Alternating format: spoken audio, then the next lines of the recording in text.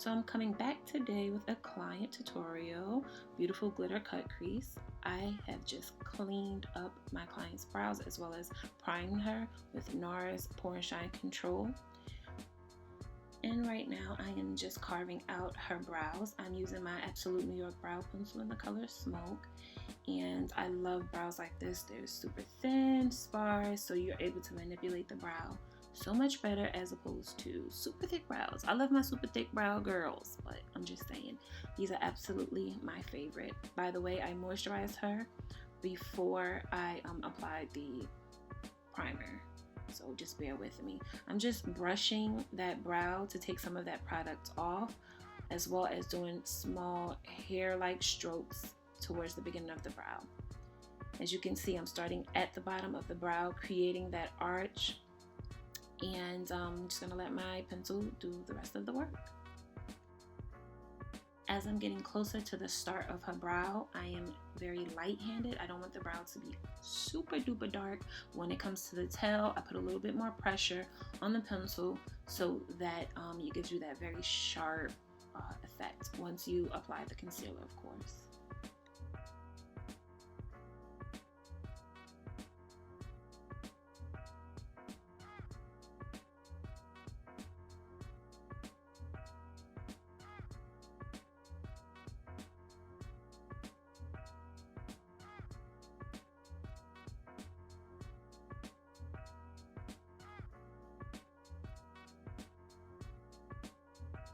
Now, as you can see, I am taking my spoolie and I'm brushing a lot of that product off. I don't want her brows so thick.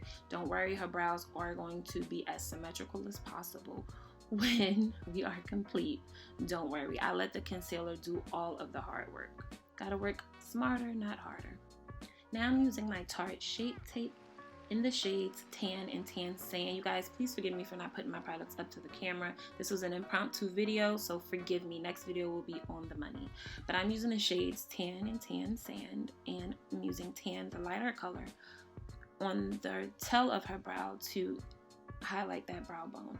I'm using the Tan Sand shade, which is a little bit closer to her complexion, just a little bit, maybe like a shade or two up, because I don't want any halo brows. Can't stand them, don't like them, but I do want to highlight that brow bone, if that makes sense. Now I'm bringing her concealer all the way down across her lid. I want to completely cover her lid. Don't worry, I'll be using a shadow primer. I'm not going to apply shadow directly to her lid with the concealer, although you can do that, but I like my colors to pop. So now I'm using that tan again, of course, on the tail of the brow, and then I'll be using the Tan Sand to completely cover the lid.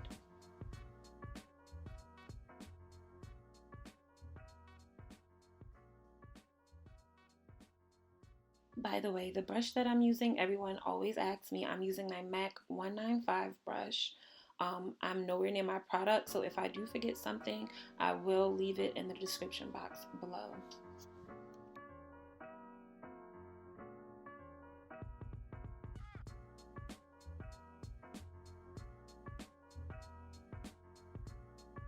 Now I am picking up my M504 brush from Morphe, which is a tapered, dense brush, very fluffy.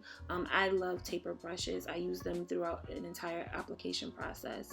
I just wanted to highlight that underbrow just a little bit more. I didn't really see it pop.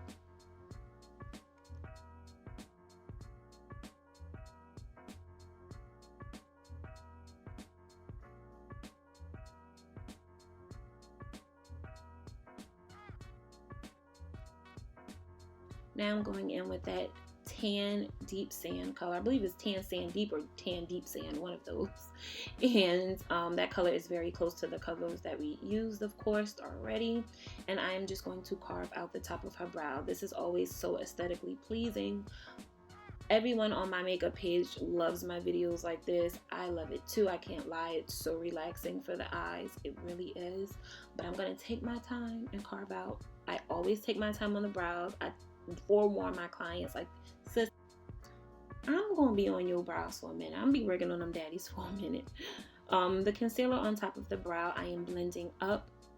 Of course, I am carving this brow out. Forgive me, these may be moving too fast for my mouth, and it's like 12 a.m., so forgive me.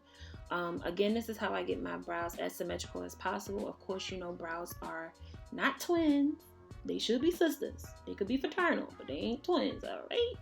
So I'm just cleaning up any like imperfections that I see. Looking back on the video, I wish I would have took my time a little bit more, but don't worry, the next video I absolutely will take my time. And I'm just fixing any like indentation marks in her brows. If my hand moved or shifted at any point, I'm just going over it, making sure it's super sharp. Again, I'm using that same M504 brush just to buff out the concealer, get it super smooth. Now I picked up my P. Louise shadow base in the shade 0. I use this shade from my very darkest clients to my super light clients. It's a white shade and the color picks up like crazy. So I'm just going to press that into her lid right on top of the concealer, and I want to get it as smooth as I possibly can. This helps with the shadows as well as the glitters that we'll be using. I am now picking up this soft orange shade from the Morphe. I forget the palette, but I'll leave it down below. I use this as a transition shade. I put it right below the brow bone because, of course, you want to make sure you have that nice gradient effect with the colors. And I always tell my students I'm a 1, 2, 3 eyeshadow type of girl. So I'll do a transition shade, a crease shade, and of course the final shade, which is the base. I'm just tapping that color in until I get it as pigmented as I want it. Now I picked up my Anastasia Brick shadow. This is a single shadow that I have. I love this color. I use this color for probably every single client. It's just such a pretty color. And I'm just packing that into the crease area. I want that to pop as well.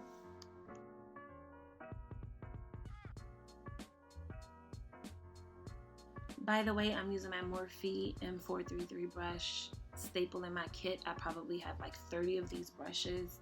They're just so bomb. I love them as blending brushes. I love them as packer brushes. Definitely my favorite brushes, hands down. I'm going back and forth between that transition color and that crease color just to bring that transition shade back out, because you may lose it depending on how pigmented that crease color is. You'll see me going back and forth. Now I'm picking up a burgundy shade from the Morphe M, oh Lord, not M, what am I doing? The Morphe 3502 palette, and I'm putting that right on top of that crease color, a little bit beneath it, but I want to make sure I bring all 3 colors out so you could see that shade range. I picked up my Inglot gel liner in the number 94, and I am just going to carve out her cut crease. She has so much lid space.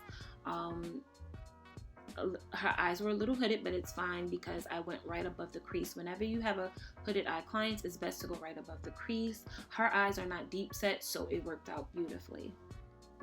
And I'm just using my MAC 195 brush, the same brush that I use for the concealer, and I'm using that to carve out her cut crease. And then I'm just bringing that liner all the way down, getting it super smooth.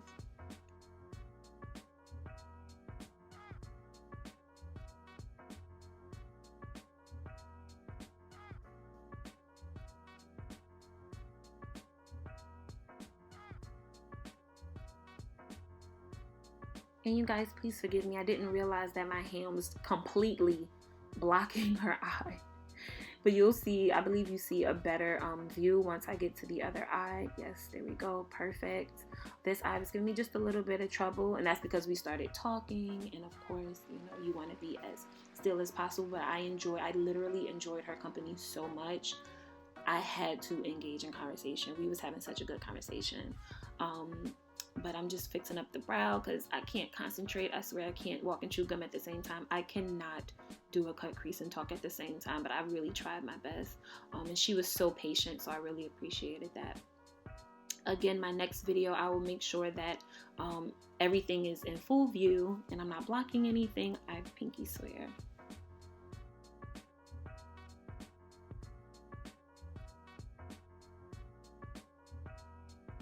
When doing cut creases, it's best to follow the inner corner, the top of her crease, and then the outer corner of her eye. of your client's eye. That's the best way to get the best shape. You could also do dots and just connect them. Sometimes I do that with my super hooded clients. I will do dots just to connect them so we could try to get as good of a sphere, half sphere as possible. So I'm just going over any place that I see needs to be filled. Now I'm taking my Kiss Lash Glue with Aloe, and I am just putting that right on her lids. Now the liner that I use, you don't technically need adhesive, but the heat was on and it was drying out, and that liner dries super fast. So now I'm taking a flat eyeshadow brush, and I'm just packing some iridescent glitter right in the inner corner, and this glitter is from Glow Up Academy from my boo Kiki Adams, and she sent me these glitters and I'm so grateful. I love them so much. I use them probably on all my glitter. Look, what am I saying? Probably between Max Lux and Glow Up Academy, those are the only glitters that I use. I'm using the shades, well, the glitters, Fairytale, and I think it's Holosh-ish. I don't curse, but that's what it is. And I'm just packing that right on. It's more of a chunky one. The Hollow-ish is chunky, and the iridescents are like more fine glitters. I'm doing the same thing to the other eye, of course.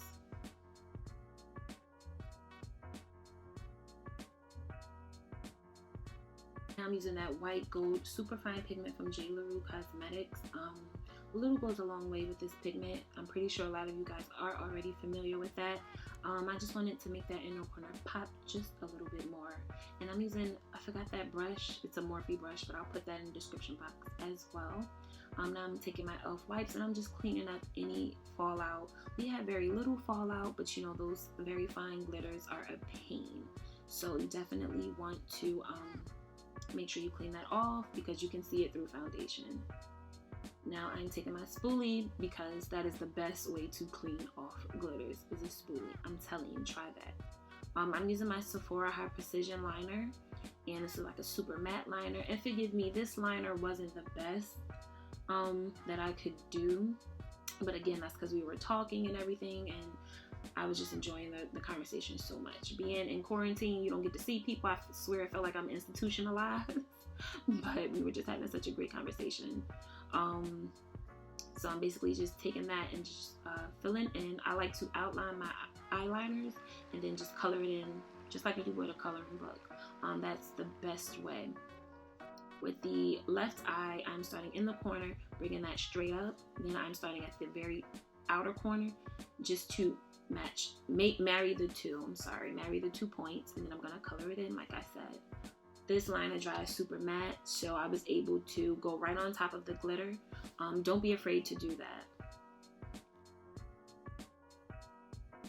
And now I picked up my e.l.f. Hydrating Camo Concealer in the shade Medium Beige, I believe. And I am just going to sharpen up that liner. Again, I said I almost never have to clean up my liner, but I just was very shaky, I guess you would say, just with us, you know, conversing and laughing and stuff like that. So of course I had to clean it up, and I'm using that MAC 195 brush to do the job. I'm going to do both sides.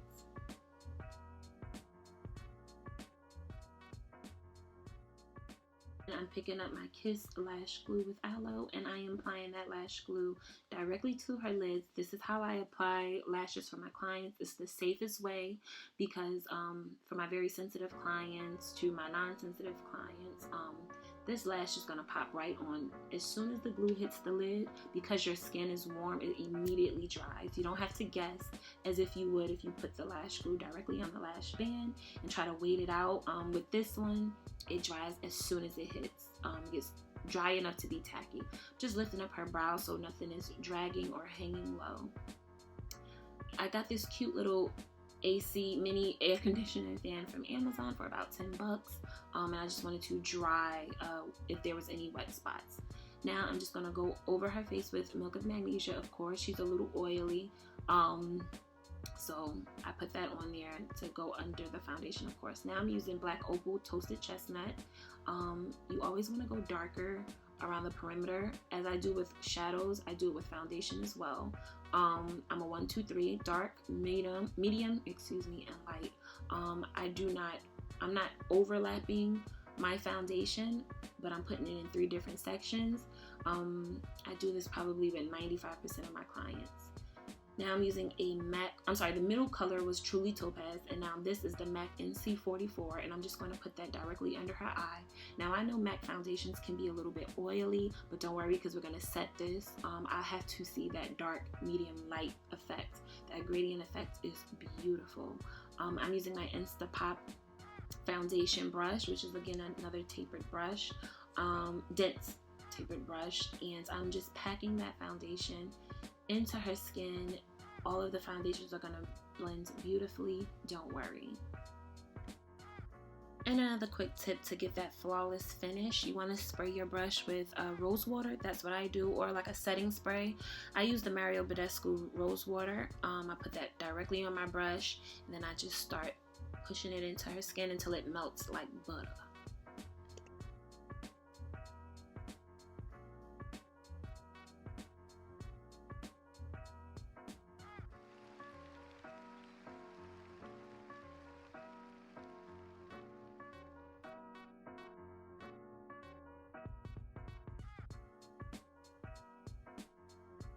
Now for pretty much all of my clients, I like to use the Beauty Blender on the forehead and around the eyebrows.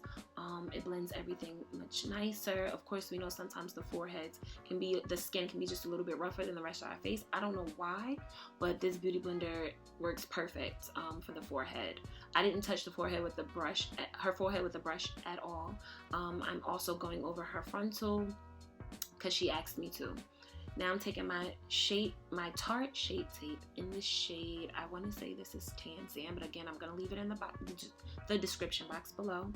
And I'm putting that in all the highlighted areas under the eye, upper lip, chin, forehead, as well as the bridge of her nose. These are the areas that we're going to highlight and then, of course, set.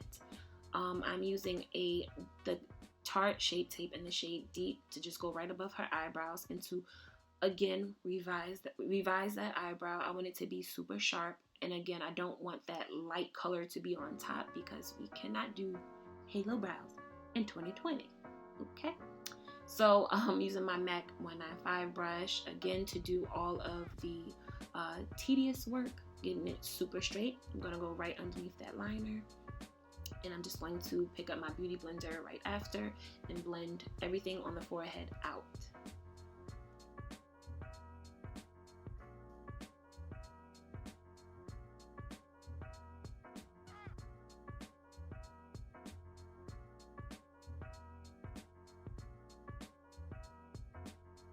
Now when it comes to under eye and blending that out, I always start at the edge first because that part dries the fastest.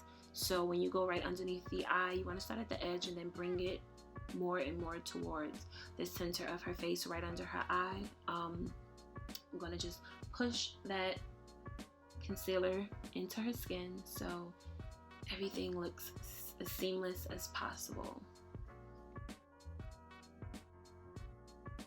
I am now taking my black Opal foundation stick in the shade Suede Mocha to contour her face. We're going to do under the cheekbone, jawline, forehead, and of course, snatch that nose. Taking my Instapop blush brush, try saying that 6 times fast, and I'm just going to buff out that contour. As I'm buffing it out, I'm pressing it into her skin. Don't worry guys, I'm not rough on my clients. It looks that way because I sped it up a little bit, but am very gentle with my clients. They fall asleep in my chair all the time. So I'm going to do the same to the under the cheekbone, that contour. I'm going to do the same thing until I get that beautiful faded contour, which it's just so pleasing to my eyes. It really is. I'm going back and forth between the Beauty Blender and the brush. The Beauty Blender for the highlight and the brush for the contour. You want to make sure you go back and forth so it's not super harsh and that it looks, it won't be as harsh and that you won't see any huge lines of demarcation. So that going back between the brush and the Beauty Blender helps me to achieve that. I am now using my, I believe this is the Real Techniques Expert or full coverage concealer brush, but I'm using that as a contour brush for her nose. This brush is so old, I don't even know if they still sell it, but I'm using that to contour her nose, and I'm also bringing that shadow into the sockets of her eyes. Now I'm taking my Anastasia bronze powder in this shade. I believe this was Rich Amber. And I am just going to bronze that contour and again pick up that foundation brush just to blend everything out. You'll see me constantly going back and forth with the brushes to continue with that dimension on her face. I'm just smoothing out the under eye because I'm about to apply the setting powder. The setting powder that I'm using is Sacha Buttercup. I use this powder for her complexion and lighter, probably 2 complexions darker, and then it goes up. I don't like really using this on my dark clients because the flashback is crazy. I used to try it until I used to do it until I tried other things and I realized I didn't really like that. But this is great for her skin tone. I'm just going to set everywhere we highlighted. Now, when it comes to my clients, the only thing that I really bake is the cheek contour as well as the nose contour. Everything else I set, and by set, I just push the product into the skin. The only thing that I would bake again would be the cheeks and the nose.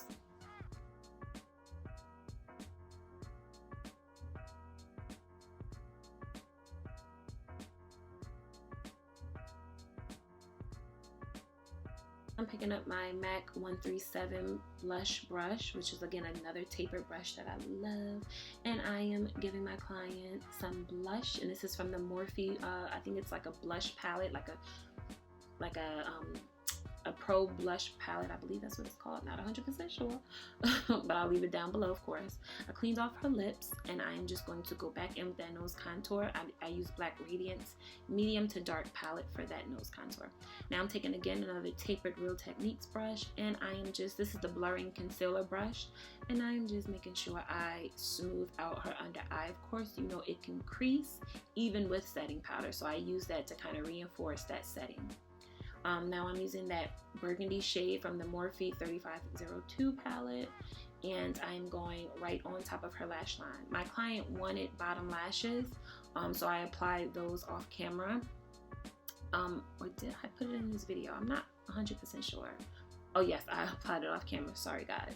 I picked up that foundation brush, and I am just blending everything together as well as dusting away the setting powder.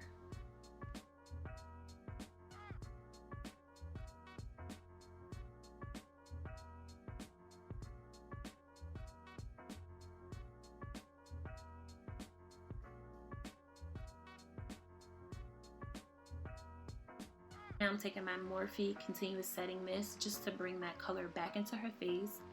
I am now using the Maybelline Protector Super Matte or Stay Matte lipstick. I rarely ever use a lip liner. I always use a lipstick. A lot of my clients ask for the same lip, which is like the nudish pinkish gloss lip, which I absolutely love. It goes with every single look. And I am taking my Real Techniques. I believe this is like a lip blender. It blends out lipstick very well. I'm just pressing that so that you get that nice ombre effect. Meanwhile, having my client, you know, pop her lips or smack her lips, whatever that is called. I have her do that because again, we want to work smarter, not harder, and that's the best way to get your clients to get the lip that you need them to get. And then of course you can go right on top of it with that brush. I believe I got that brush from TJ Maxx if I'm not mistaken. And I just applied clear gloss right on top. Of course using a disposable lip wand. Never want to use the brush that's in the actual lip gloss, okay? That's not sanitary, especially in these times. So again, I'm taking that foundation brush and I'm just, wherever I see it needs to be dust away or it's too harsh, I'm just going to dust it away. A lot of my clients love my nose contours, so don't be too hard on me in the comments, y'all. I took that contour brush, which is the e.l.f. highlighting brush, and I just reinforced that contour. Now I'm packing in this Pearl Loose Pigment from NYX right in the corners to give her that nice, beautiful, just pop so crazy. And she was feeling it. Yes, sis. And y'all, please don't judge my nails. I haven't gotten my nails done and I don't know how long, and this quarantine is really blowing mine. Again, I'm spraying her face with the Morphe Continuous Setting Mist, and you want to do this before you apply the highlighter because it really makes the highlighter pop. I'm using my Too Faced You Light Up My Life Compact Highlighter for the apples of her cheeks, her chin, the center of her forehead, and the bridge of the nose, as well as the tip of the nose. I love this gold. It's so pretty. Subtle. You can build it up without it looking too harsh or too beaming. Freaking love it. And of course, this is the bomb, you know, snatch nose going on. I took that blurring concealer brush just to blend everything back out. Now I'm using a loose highlighter pigment from Secure Cosmetics and Glow to F Up, and I only put those in the apples of her cheeks and the tip of her nose because it kind of gives you that extra pop. And now I'm just blending everything back together. I'm using the Morphe matte spray just to set everything. Now, you guys may think I'm using a lot of products. I promise you, I rarely go through products fast, rarely. So I'm taking my Maybelline Voluminous wand, mascara, and forgot to use my wand, didn't even realize. I'm sorry for that. But you guys, this is the finished look for my beautiful client. It was her birthday. She was so excited. I loved it. She loved it. Let me know if you guys love this. Thumbs up this video. Don't be too harsh on me. I promise the next video will be great. Thank you guys so much for watching. If you stuck around, don't forget to follow me on Instagram at Caked by Max, CAKEDBYMAX. Thanks guys, and I'll talk to you later.